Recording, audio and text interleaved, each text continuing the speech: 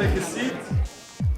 Distinguished delegates, Your Excellencies, colleagues from civil society organizations, it is a privilege for me to be given an opportunity to contribute in helping make the world a better place in terms of respect for human rights. Law by December 2018 and the Affirmative Action Bill into law by March Is 2018. Which is an opportunity for civil society to engage directly, ensuring that our governments are responsible.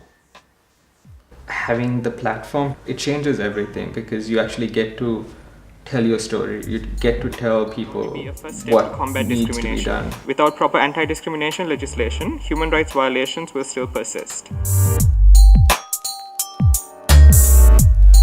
Les pré-sessions se déroulent dans l'enceinte même du Palais des Nations, où ils savent que les diplomates seront attentifs à la voix des défenseurs pour pouvoir porter des recommandations, des attentes, des besoins devant la communauté internationale.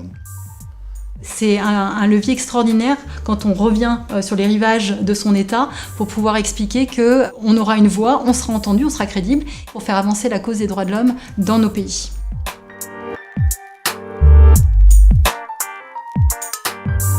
If the pre-sessions didn't exist, we would have to make them up. We need that as diplomats, that contact, direct contact, to be challenged.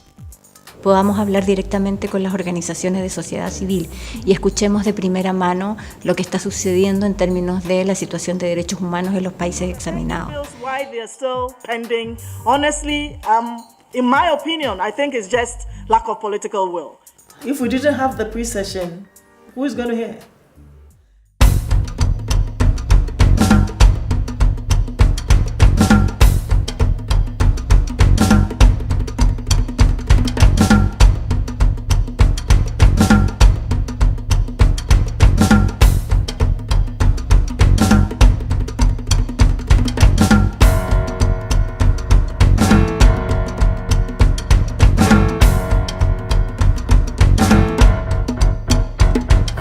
We are calling on state parties represented here to actually help pass the legislative instruments on Mental Health Act. Before we came here last month, todos los estados tenemos definiciones respecto de prioridades de nuestra política exterior. Lo que intentamos es recoger en nuestros informes no solo lo que la sociedad civil tiene para contarnos, sino también aquello que a nosotros nos interesa conocer. My question is specifically on the pending bills. What are the main challenges for the government in terms of not turning those bills into law?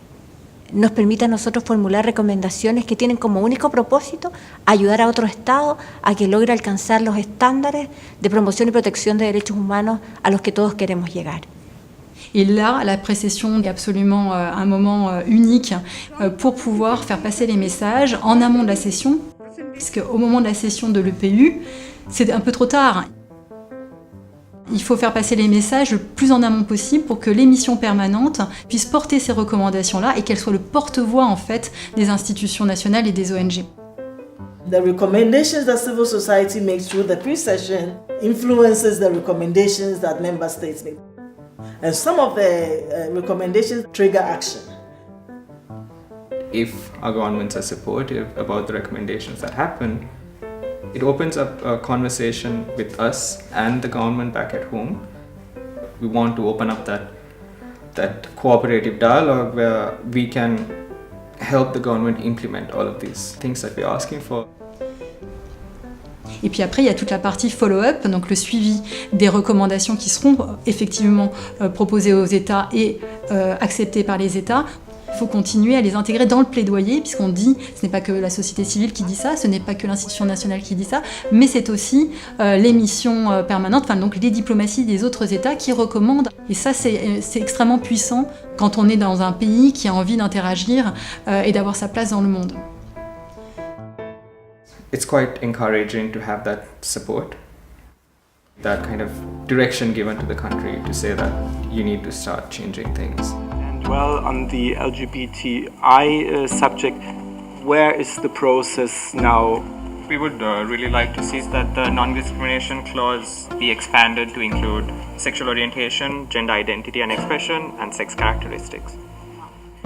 And what I see right now is both the Consultation Task Force on Reconciliation Mechanism report and the Public Representation Commission reports are set aside, and the Prime Minister.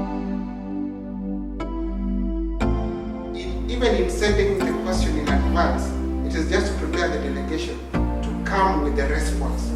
In advance, just to be able to prepare the communication. How do you not have it? J'ai compris l'importance de la précession et de la session de formation.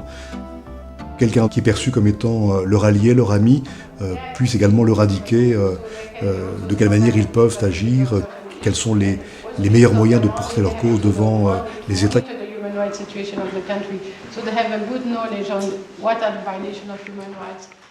C'est important de pouvoir effectivement participer de manière plus longue. I think states issuing recommendations play a huge role in translating into state talk what, for example, civil society advocates bring to the table. I have never drafted a recommendation with the intention of having it rejected. Truth does not sell itself, in a way. So part of the training was to help us understand that, first of all, these are diplomats. They don't have too much time. They don't have time to read your long research or whatever. So they want to see the meat itself. We have on average some 80 seconds to deliver recommendations to states. We need to make choices. You have to kind of nitpick, so that kind of helps us prioritize as to where we need to direct our attention. We want to work with people to fine-tune that language that provides us with recommendations that will be carried over back home and ideally become a part of their national human rights discussion. When it happens, that's something I should be proud of. You know, there's some level of respect that comes with the UN system when you talk about human rights, because it's like, this is the mother of it. To actually be in Geneva and be in the UN systems, it's heartwarming. It's heartwarming. It's one thing to be inside the country and understand that environment, but it's also another thing to understand in an international sense how the government see it. So you can kind of amalgamate the two and work towards something that's mutually beneficial for everyone. Shall we discuss actually the practical terms of what would be meaningful for your advocacy? To find that balance, to find that spot where we can actually contribute to the better realization of human rights in each other's countries, I find that an enormous added value of the process. Y agradeciendo, por cierto, la opinión crítica que la sociedad civil tiene del trabajo que el Estado ha venido haciendo. Es su tarea y nosotros se lo agradecemos porque esa tarea nos ayuda a nosotros a construir un mejor país. Il ne faut pas chercher un leader. Le leader, c'est chacun d'entre nous. Et donc quand on a tout le monde qui dit la même chose ensemble, on est tous les leaders pour pouvoir faire en sorte que les droits de l'homme soient mieux respectés. One thing that I have learned over the periods is the fact that the UPR is a process, it's not an event. This is actually the beginning of the work. As advocates, we are only hopeful, but we will get there. We can't afford to stop right now.